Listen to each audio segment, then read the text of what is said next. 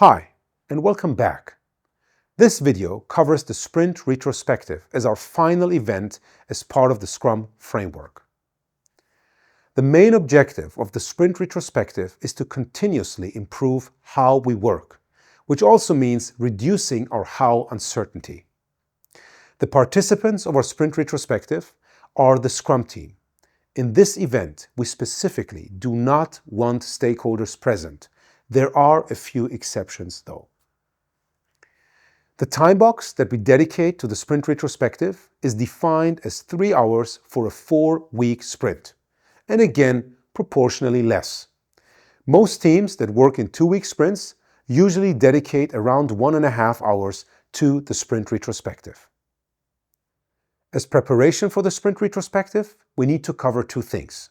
First, what every single participant does, and that is thinking about what went well and what didn't go so well in our past sprint.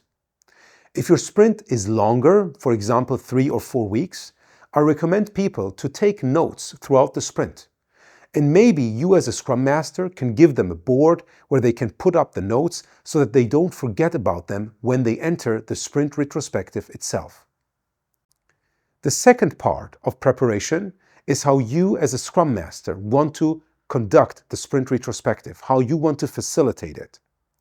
In a dedicated video, I will share a 5-step approach created by Esther Derby and Diana Larson on how to run Sprint Retrospectives. And of course, that 5-step approach has also implications on your preparation. Now, let's dive into the Sprint Retrospective itself.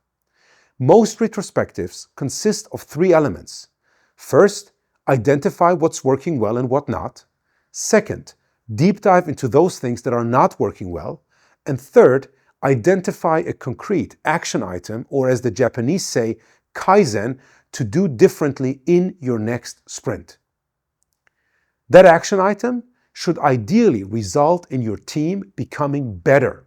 Better in terms of how they feel, better in terms of how they work, better in terms of how they deliver value to your customers. In some cases, you have to do some follow-up work after the retrospective.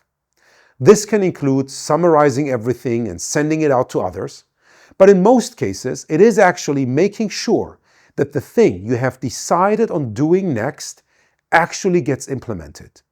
I always recommend to Scrum Masters, make those things transparent, make those things visual. Now, what are some common challenges that happen in Sprint Retrospectives? Similar to product backlog refinement, I see a lot of teams actually underestimating the power of a retrospective and skipping it from time to time. Another common challenge that I see is that teams spend a lot of time complaining and not enough time solutionizing. And even if they create solutions, they don't follow up on those things in a disciplined way so that when they meet for the next time, the past challenges still exist and there is very little motivation to go into analysis and identify new things to do if you haven't finished the old things before that. I hope this video gave you a great understanding of the importance of a Sprint Retrospective. In our next video, I will walk you through the 5-step approach outlined by Esther Derby and Diana Larson. See you there.